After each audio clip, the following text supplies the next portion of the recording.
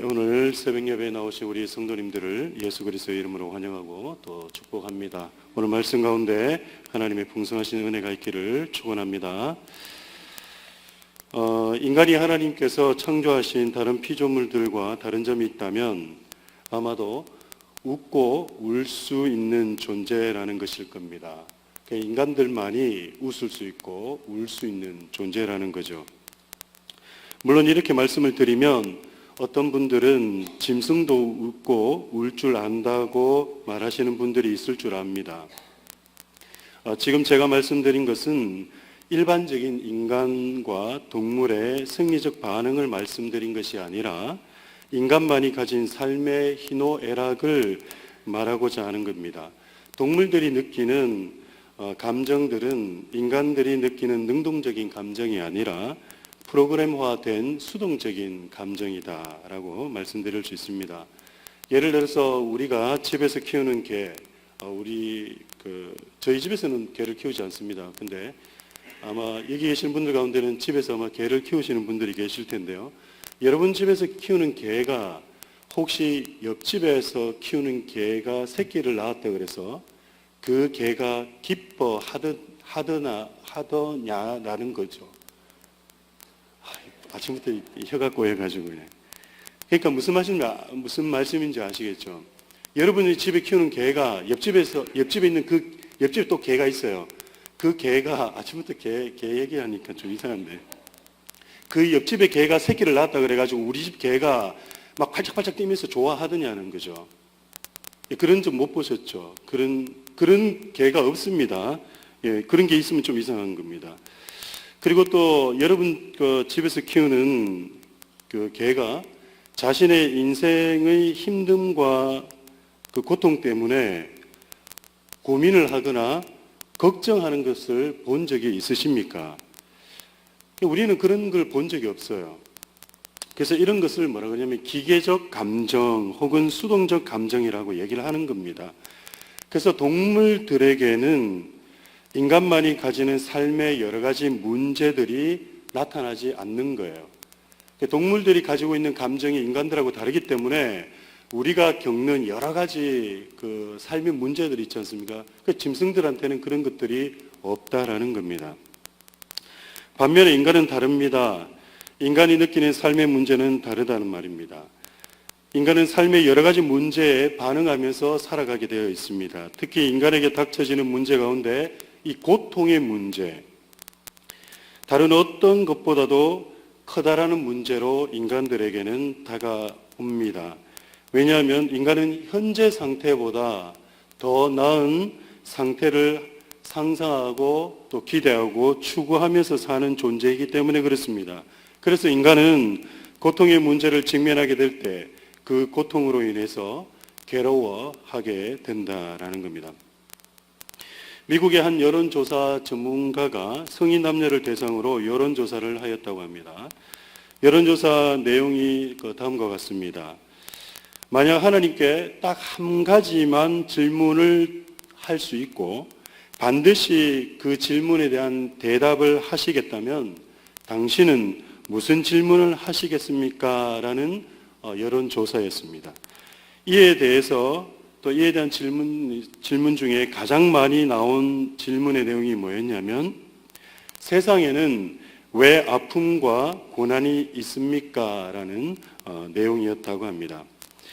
이 여론조사에서도 보는 바와 같이 그만큼 이 세상에서 우리의 삶 가운데 겪는 질병과 고통과 또 선한 사람이 겪어야 되는 그런 문제들, 그리고 악에 대한 문제, 왜 악한 일들이 이 땅에서 일어나는가에 대한 우리의 관심이 크다라는 것을 보여주는 예입니다.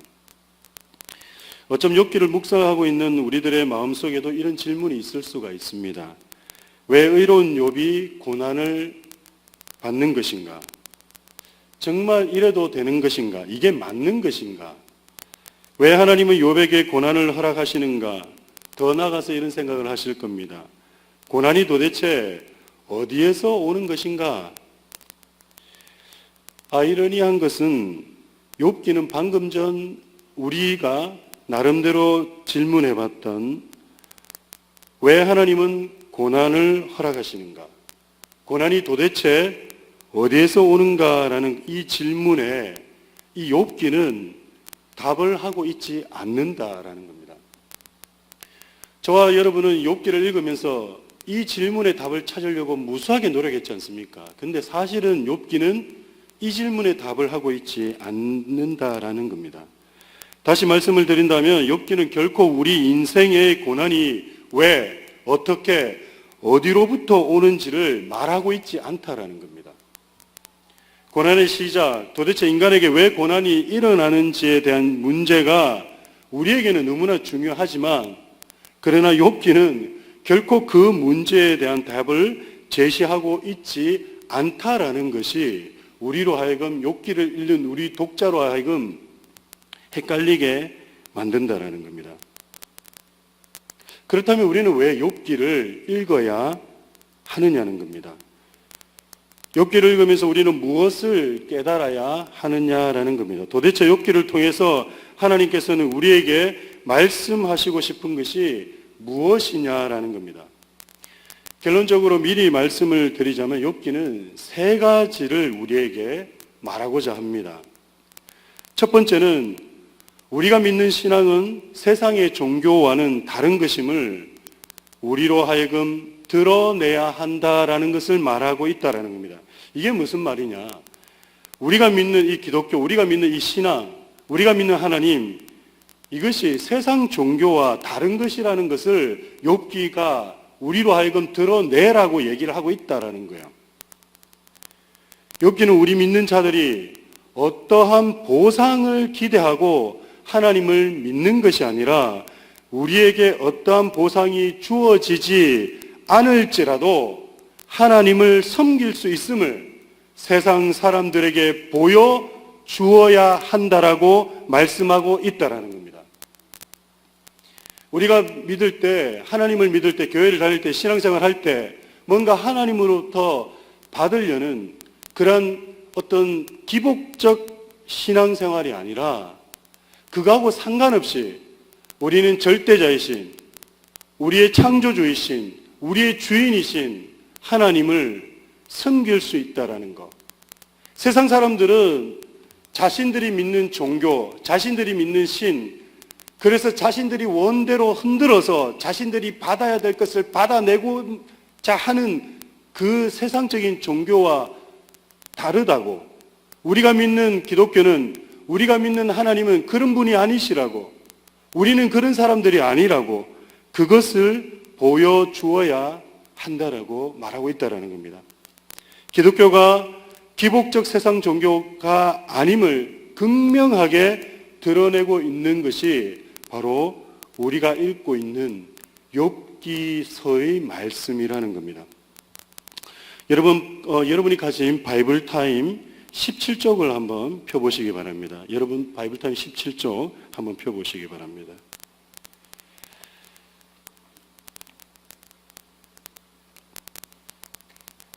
(17쪽) 펴보시면 우리 2장의 말씀이 나오는데 우리 3절부터 제가 한번 읽어드리겠습니다. 그리고 눈으로 한번 따라오시기 바랍니다. 우리 3절 찾으셨습니까? 우리 17쪽 3절입니다. 자, 주님께서 사탄에게 말씀하셨다. 너는 내 종 욥을 잘 살펴보았느냐?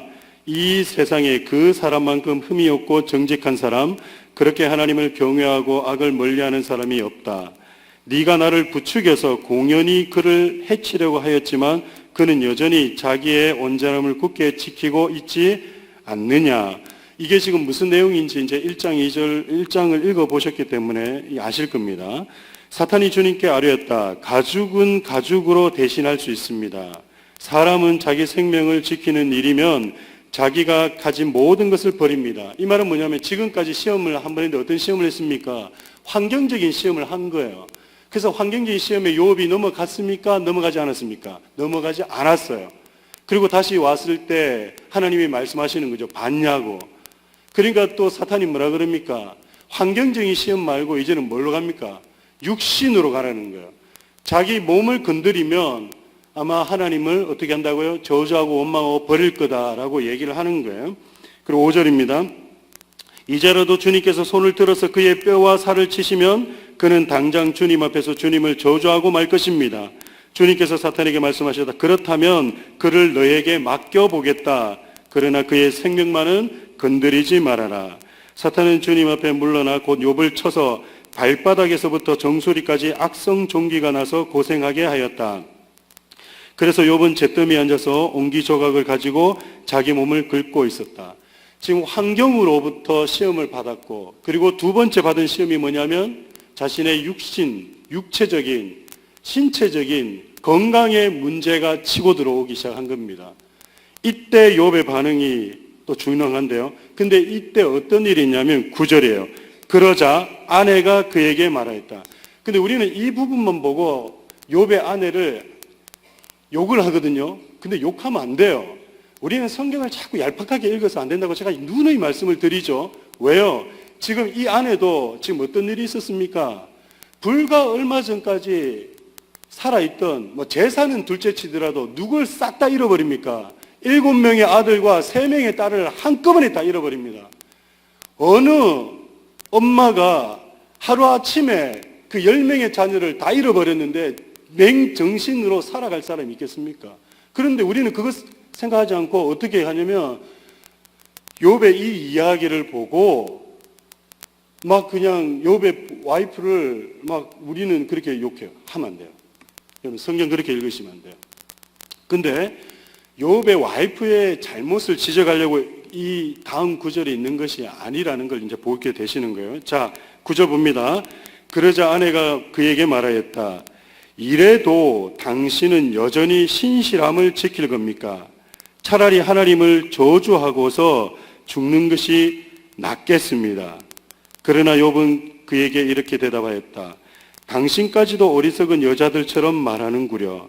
우리가 누리는 복도 하나님께로 받았는데, 그 다음 함께 읽습니다. 시작. 어찌 재앙이라고 해서 못 받는다 하겠소. 여러분 지금 욥의 고백이, 욥의 이야기가 뭡니까? 복도 받았기 때문에 뭐도 우리는 받을 수 있다고요? 재앙도 받을 수 있다. 이게 욥기에서 이야기를 하고자 하는 핵심 중에 하나라는 거예요. 여러분 우리 예수 믿을 때, 우리 교회 다닐 때, 우리 하나님 믿을 때, 우리 신앙생활 할 때 우리 뭐만 가지고 신앙생활 하냐면 이 전반부만 가지고 신앙생활 하는 분들이 많이 있습니다. 솔직하게 그러지 않나요? 우리 전반부만 가지고 생각하잖아요.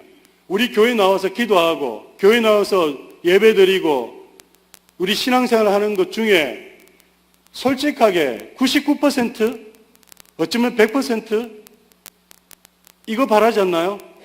복을 주시기 때문에. 근데 그 뒤에 거 생각하시냐는 거예요.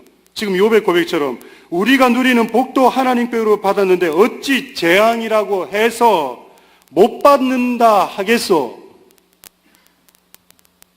여러분 재앙을 받겠다라는 생각을 해보신 적이 있으십니까? 우리의 신앙이 얼마나 얄팍한지 보이십니까? 그래서 성경이 이렇게 이야기합니다. 욥은 이 모든 어려움을 당하고서도 말로 죄를 짓지 않았다라고 얘기를 하는 겁니다. 이것이 바로 욥기가 우리에게 던지는 메시지예요. 하나님, 고난이 어디서부터 오는 겁니까? 왜 내한테 이런 일이 일어납니까? 이거에 대한 답을 던지는 것이 아니라 욥이 얘기하고 싶은 것은 뭐냐 그러면 바로 이거예요. 우리가 믿는 기독교는, 우리가 믿는 하나님은 복만 흔들어서 주시는 분이 아니라 우리에게도 재앙이, 어려움이 있을 수 있다는 것. 세상 종교와 우리는 다르다라는 것을 이야기하고 있다는 겁니다. 욥기가 말하는 두 번째 또 메시지가 있습니다. 근데 이 두 번째 메시지가 우리 믿는 성도들, 우리에게 혼란을 가져다 줍니다. 이게 참 문제예요. 두 번째 메시지. 욥기가 말하고자 하는 두 번째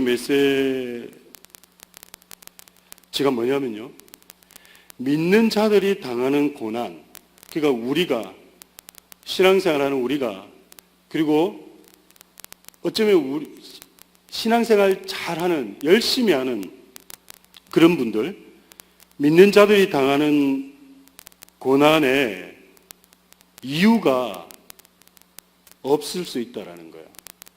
두 번째 메시지, 이게 좀 많이 어려우시죠? 무슨 내용인지, 말인지.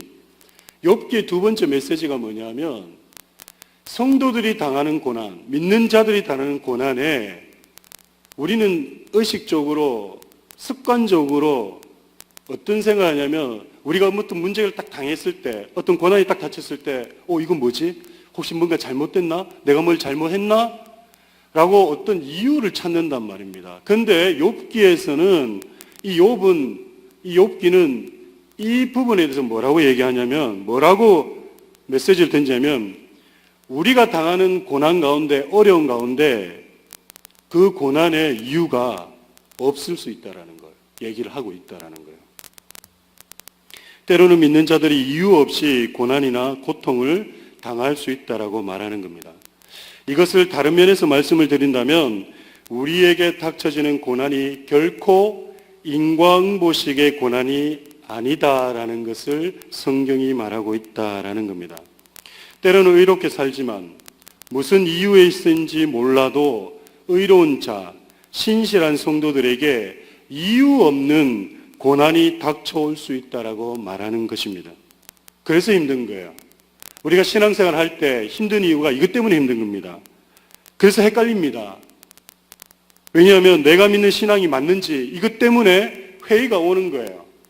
나는 열심히 교회를 섬겼다고 생각하고, 나는 열심히 신앙생활 했고 정말 내 믿음 다해서 그렇게 했는데 왜 나한테 이런 일이 오지? 헷갈리기 시작하는 거예요. 이게 맞나? 계속 이렇게 믿어야 되는 거 맞아? 내 잘못도 없는데 생각지도 않은 어려움이 올 때 우리의 신앙에 위기가 온다라는 겁니다. 여러분, 바이블타임 63쪽을 한번 찾아보시기 바랍니다. 63쪽인데요.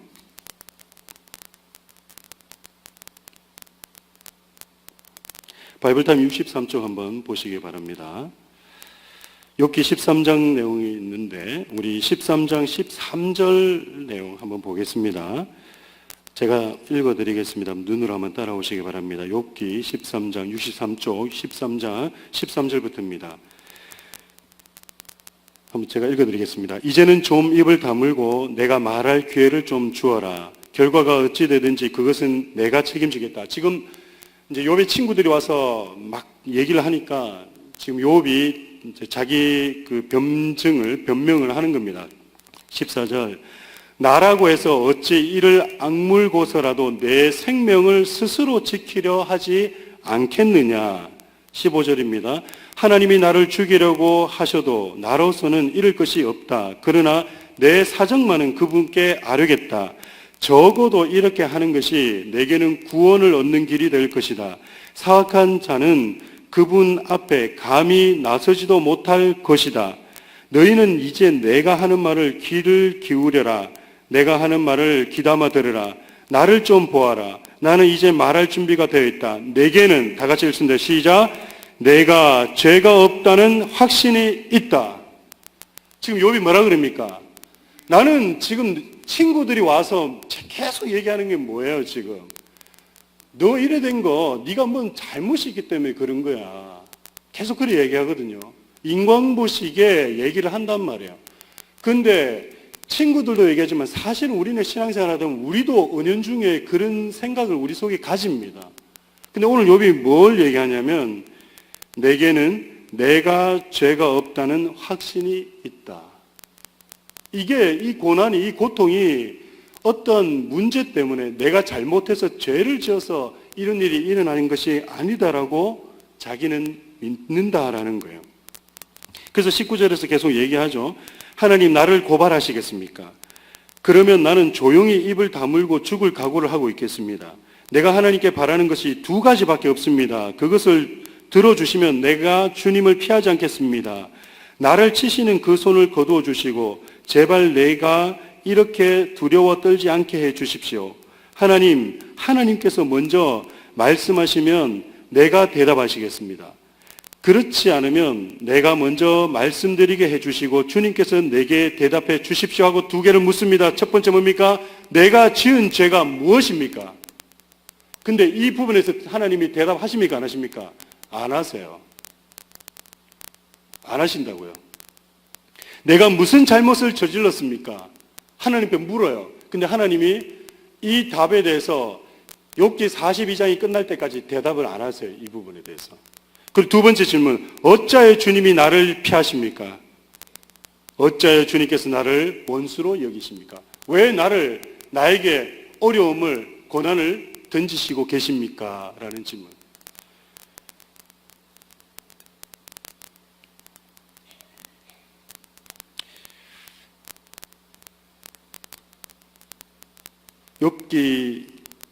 이 욥은요, 자신에게 닥쳐진 이유 없는 고난 때문에 죽고 싶을 정도로 괴롭다고 하나님께 따지고 있는 겁니다. 이것이 성도들의 신앙생활에 일어날 수 있다라는 겁니다. 이런 일이 우리에게 일어난다면 여러분은 어찌하시겠습니까? 욥기는 여기에 대한 답을 말하고자 하는 겁니다. 우리가 신앙생활을 하다 보면 생각지도 않은 이유 없는 고난이 우리에게 닥쳐질 수 있다. 여러분, 이것 때문에 두려우십니까? 이것 때문에 힘드십니까? 내가 지금까지 이런 신앙생활을 하려고 한 거 아니었는데, 생각지도 않은 고난이 올 수 있어? 그럼 내가 이거 계속 교회 다녀야 돼, 말아야 돼? 이런 생각이 설마 드십니까? 만약 그렇게 드신다면 잘못심 신앙생활 하신 거예요. 욥기를 모르고 우리는 신앙생활 한 거예요. 그냥 복복복하고 그렇게 신앙생활 하신 거예요. 우리 믿는 자들에게는 이런 일이 일어날 수 있다는 거, 욥이 던지는 겁니다. 마지막으로 욥기가 우리에게 던지는 메시지가 있습니다. 마지막으로 던지는 메시지인데요. 여러분, 찬송가 470장을 한 장 좀 불렀으면 좋겠습니다. 우리가 1절, 2절만 우리 함께 불렀으면 좋겠는데, 찬송가 우리 470장 함께 부르시겠습니다. 470장. 찬송가 470장.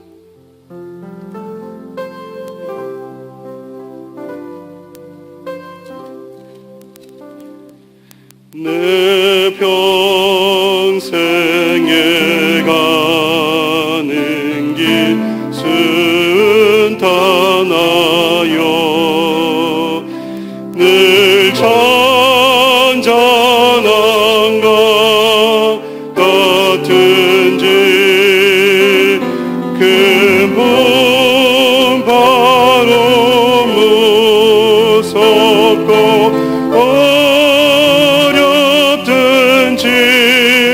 나의 영혼은 늘 편하다. 내 영혼 평안해. 내 영혼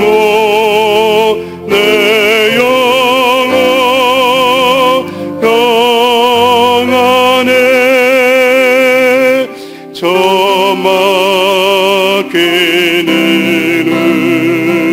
우리를 삼키려고 힘 벌리고 달려와도 주 예수는 우리 대장되니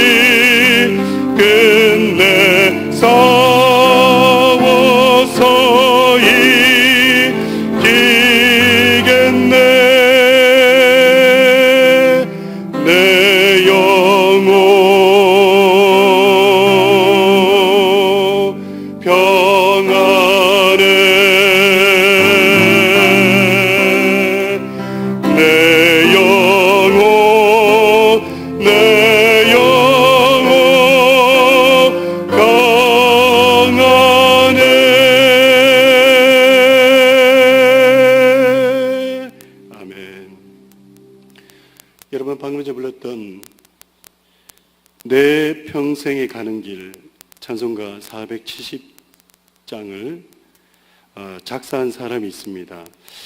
호레이쇼 집 스페포드라는 사람인데요. 여러분 아마 이 찬송가의 배경을 아실 겁니다.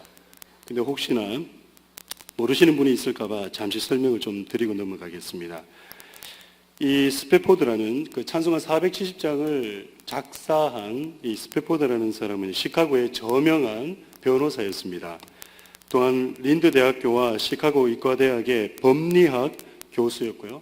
그리고 무디 신학교의 이사이자 운영위원이었습니다.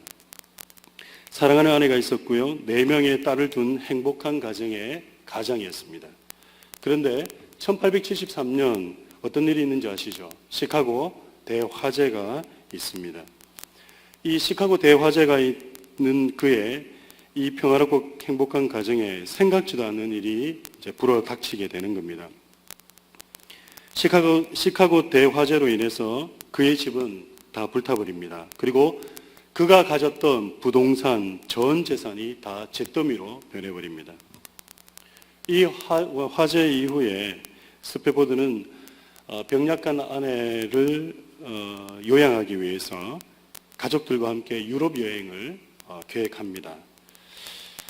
처음에는 가족들과 함께 여행을 떠나려고 계획을 했습니다. 그런데 대화재로 인해서 발생된 자신의 집과 또 그가 출석했던 무디교회도 다 타버리거든요. 그래서 그 뒷수습을 하기 위해서 아내하고 4딸을 먼저 이제 영국으로 출발을 시킵니다. 먼저 보내는 거예요. 그리고 자신은 시카고에 남아서 뒷수습을 하게 됩니다. 사랑하는 아내와 4딸이 탄 여객선이 이제 그 일주일 동안 평화롭게 대서양을 출발합니다.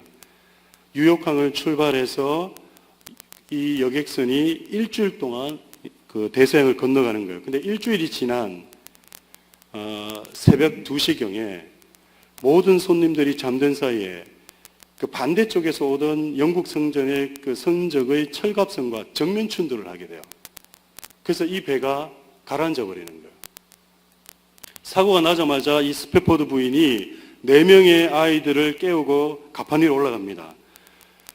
얼마나 더럽겠습니까? 가라앉고 있는데. 참 우리도 얼마 전에 그런 비슷한 경험을 겪었지 않습니까? 저는 그 생각만 너무 마음이 아파요. 어쨌거나 이 스페포드 부인이요, 이 가판 위로 올라와가지고 무릎을 꿇어요. 하나님 앞에 간절히 기도합니다. 하나님 살려달라고.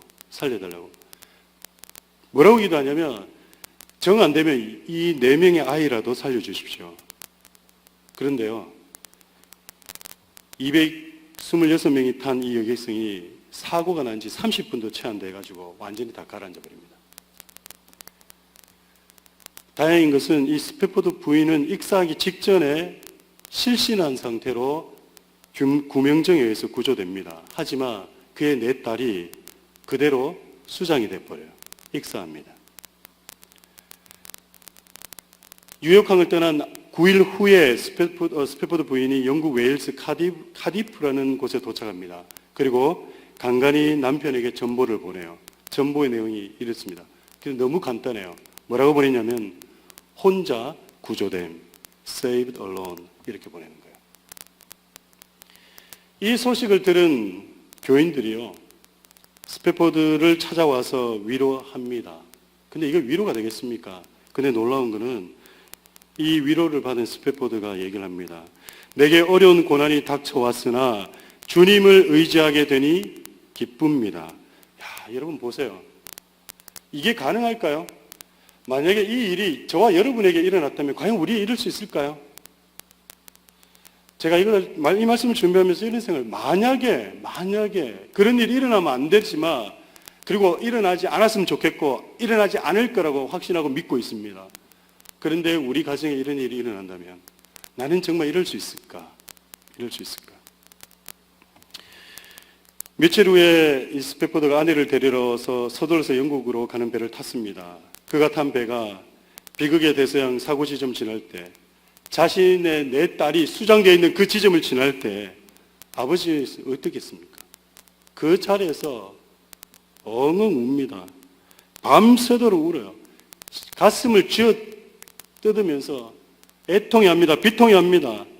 성도들 앞에서는 괜찮다라고 했지만 그게 정말 괜찮은 걸까요? 배 가판 위에서 하나님께 부르짖습니다. 도대체 왜? 도대체 왜?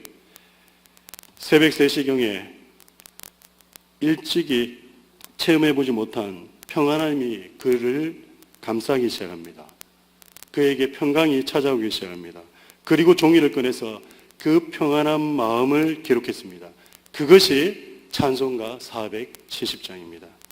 내 평생에 가는 길 순탄하여 늘 잔잔한 강 같은지 큰 풍파로 무섭고 어렵든지 나의 영혼은 늘 편하다.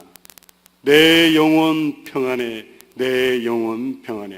내 영혼 평안해. 이렇게 탄생한 찬송가가 방금 우리가 부른 470장입니다. 우리 맞아 부르지 않은 3절 4절 함께 다시 한 번 더 불러보겠습니다.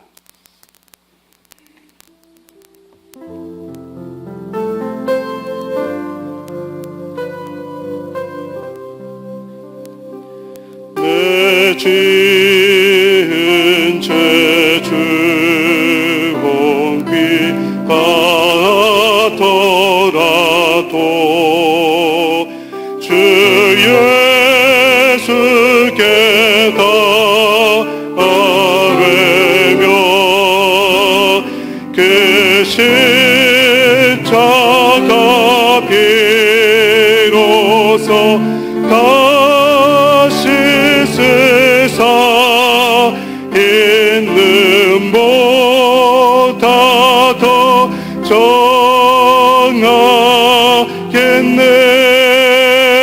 정하겠네. 내 영혼 평안해.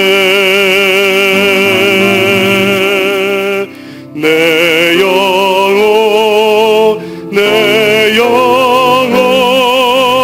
평안해.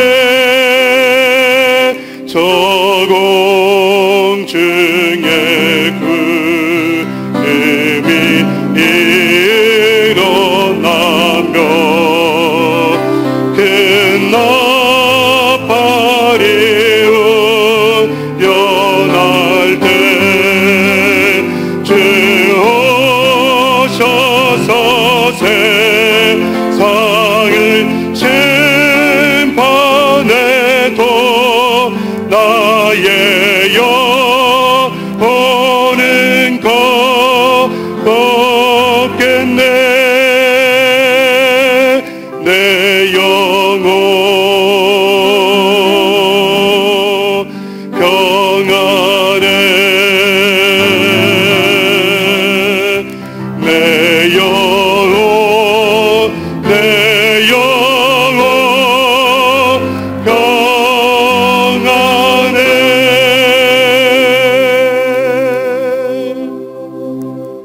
지금 여러분의 영혼은 평안하십니까?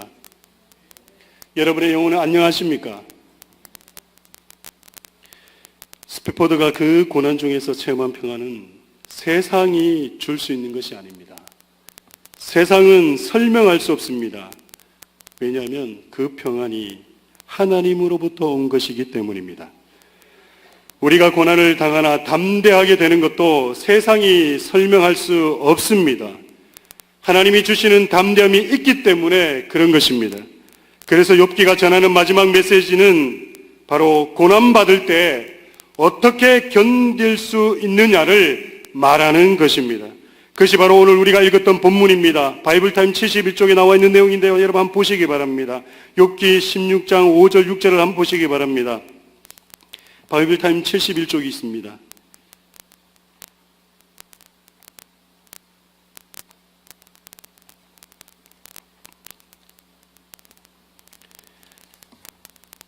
제가 읽어드리겠습니다. 우리 욥기 16장 5절과 6절입니다.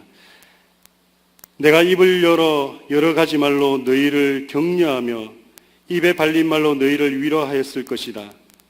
내가 아무리 말을 해도 이 고통이 줄어들지 않습니다. 입을 다물어 보아도 이 아픔이 떠나가지 않습니다. 지금 하나님 앞에 욥이 자신에 당한 고난을 뭐라고 얘기하고 있냐면 쏟아내고 있는데, 내가 아무리 말을 해도 이 고통이 줄어들지 않고 있습니다. 입을 다물어 보아도 이 아픔이 떠나가지 않고 있습니다. 사람들을 향해서 얘기하는 것이 아니라 지금 누구한테 쏟아내고 있냐면 바로 하나님께 쏟아내고 있다라는 겁니다. 그리고 오늘 읽었던 17장 1절에서 4절까지 말씀입니다. 여러분 한번 보시겠습니다. 기운도 없어지고 살 날도 얼마 남지 않고 무덤이 나를 기다리고 있구나. 조롱하는 무리들이 나를 둘러싸고 있으니 그들이 얼마나 심하게 나를 조롱하는지 내가 똑똑히 볼 수 있다. 그리고 3절입니다. 주님께서 친히 내 보증이 되어 주십시오. 내 보증이 되실 분은 주님밖에 아무도 없습니다. 자신의 고난을 지금 누구에게 쏟아내고 있는 겁니까? 바로 하나님께. 그저 내가 당하는 고통을 하나님 앞에 다 내어놓고 있는 것입니다. 욥은 자신에게 일어나고 있는 일을 더 이상 수용할 수 없을 때, 하나님과 분리되었다라는 생각이 자신을 엄습하여 자신을 괴롭히고 분노하게 만들 때, 심지어 하나님으로부터 박해받고 있다고까지 느낄 때, 욥에게 생겨난 하나님을 향한 적대감을 억누르려고 하지 않고 그의 영혼이 아프다고, 그의 마음이 괴롭다고 하나님 앞에 쏟아내는 것을 보게 됩니다. 욥은 우리에게 보여줍니다. 자신에게 닥쳐진 이유 모를 고통과 아픔 때문에 사람을 붙드는 것이 아니라 내 사정도 모르고 나를 비방하고 욕하는 사람들에게 맞서 다투는 것이 아니라 우리의 아픔을 토로해야 하는 대상이 하나님이시다라는 것을 우리에게 말씀하고 있다는 겁니다.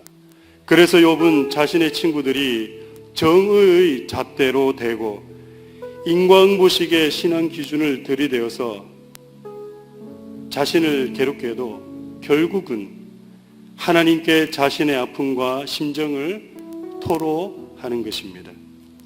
사랑하는 성도 여러분, 지금 여러분이 가지신 고통과 고난이 무엇입니까? 아프면서 사람들이 볼까봐, 그래서 손가락질 할까봐, 뭐라고 할까봐 안 아픈 척 하십니까? 안 아픈 척 하지 마십시오. 나약하면서 사람들 앞에서 무시당할까봐 안 약한 척 하십니까? 약하지 않은 척 하지 마십시오. 힘들면서, 그래서 너무 힘들어서 죽을 것 같으면서도 괜찮은 척 하지 마십시오. 우리 주님이 다 알고 계십니다. 하나님 앞에 다 쏟아 놓으시면 됩니다. 그게 내 자신의 문제입니까? 내 사랑하는 남편, 사랑하는 아내, 그들의 문제입니까? 내 사랑하는 아들, 내 사랑하는 딸의 문제입니까? 우리가 믿는 그분 앞에 다 쏟아내시기 바랍니다. 우리 주님이 우리의 신음에 귀를 기울이시고 우리의 부르짖음을 다 듣고 계십니다. 왜냐하면 우리 주님도 겟세마네 동산에서 그렇게 우셨습니다. 이유 없이 고난받는 거, 이유 없이 지셔야 했던 그 십자가 때문에 비통함을 감추지 못하고 하나님 아버지께 부르짖으셨습니다. 울었습니다. 예수님도 울으셨는데 왜 그 울음을 참고 계십니까? 욥이 우리에게 던지는 마지막 메시지, 실컷 울어라는 겁니다. 하나님 앞에서 실컷 울어보라는 겁니다. 우리 예수님도 그 수치스러운 십자가를 하나님 앞에 우심을 통하여서 영광의 십자가로 바꾸셨습니다. 우리도 우리 주님께 우리의 수치와 아픔을 진정으로 쏟아내게 되면 그 아픔과 수치를 영광스럽게 만들어 주실 줄 믿습니다. 힘드십니까? 힘내십시오. 내게 힘을 주시고 내 손 잡아주시는 그분을 바라보고 다시 일어서십시오. 할 수 있습니다. 다시 시작할 수 있습니다. 그것이 바로 욥이 우리에게 던지는 메시지입니다. 이 시간 다 같이 함께 일어나시겠습니다. 오늘 이 찬양 들으시면서 주님께 기도하면서 나가기를 소원합니다.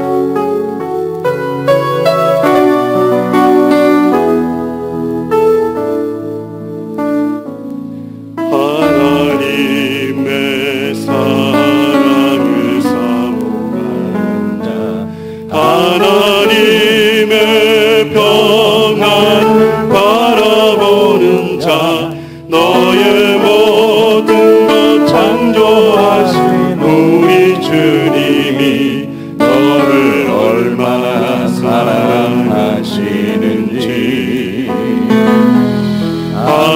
하나님께 찬양과 경배하는 자, 하나님의 선하심을 닮아가는 자, 너의 모든 것 창조하신 우리 주님이 너를 자녀 삼으셨네. 하나님 사랑의 은으로 너를 어느 때나 바라보시고 하나님인 자 함께로서 언제나 너에게 기울이시니 어둠의 밝은 빛을 비춰주시고 너의 작은 신음에도 응답하시니 너는 어느 곳에 있든지 주를 향하고 주만 바라보지라.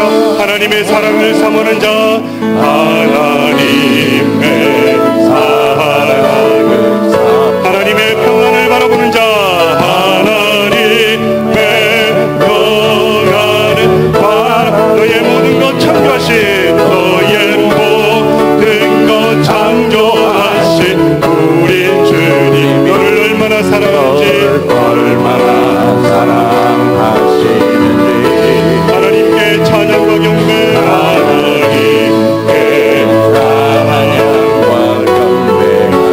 하나님의 선하심 하나님의 선하심 닮아가는 자, 너의 모든 것 창조하신 우리 주님이 너를 자녀 삼으셨네.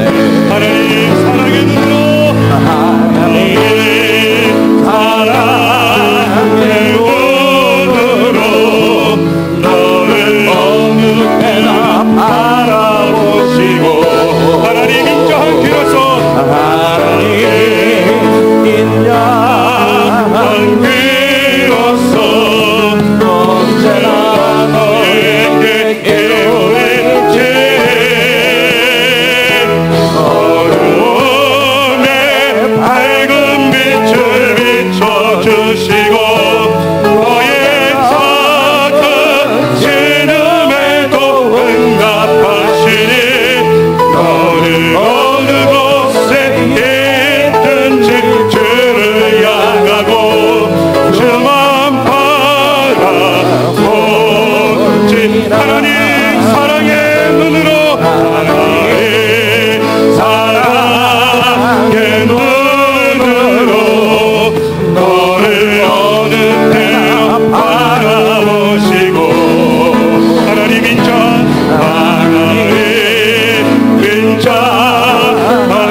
함께로서 언제나 너에게 기울이시니 어둠의 밝은 빛 어둠의 밝은 빛을 우리 두 손 높이 들고 찬양합니다. 너의 작은 신음에도 응답하시니 너는 어느 곳에 있든지 주를 향하고 주만 바라볼지라 주만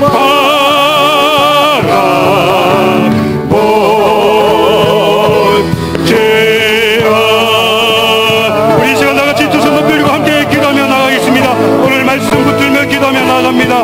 우리 가운데 어떠한 어려움이 어떠한 고난과 고통 가운데 있다 할지라도 하나님 나를 붙들어 주시옵소서. 내 이 고난과 고통이 너무나 힘듭니다. 어렵습니다. 남들이 나를 모르고 몰라주고 아버지 내가 다는 고통을 손가락 재고 욕하고 있습니다. 그럼에도 불구하고 주님 나의 이 모든 문제들 아버지 해결해 주시길 원합니다. 이 시간 우리의 모든 고난과 고통과 어려움을 주님 앞에 내어놓고 주님 앞에 쏟아내고 나의 문제를 주님 앞에 부르짖으며 주님 앞에 주여 한번 부르고 나가겠습니다.